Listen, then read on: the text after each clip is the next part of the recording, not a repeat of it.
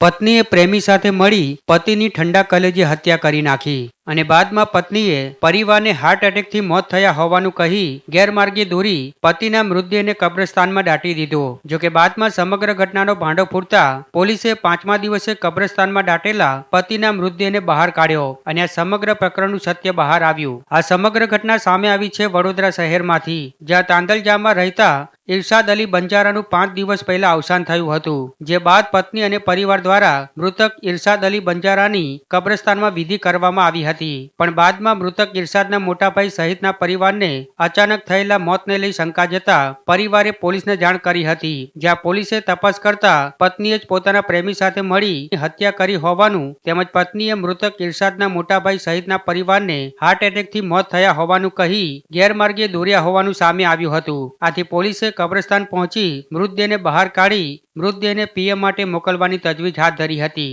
અને મૃતકની પત્ની સહિતના લોકોની પોલીસે અટકાયત કરી હતી।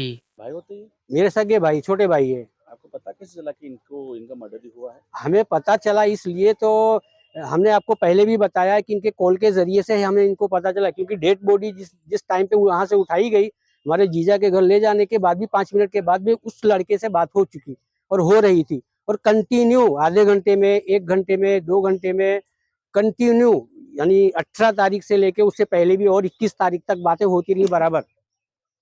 तो सारे कॉल रिकॉर्ड इसमें सब आ गए। अभी पुलिस को बुला के क्या कर रहे हैं?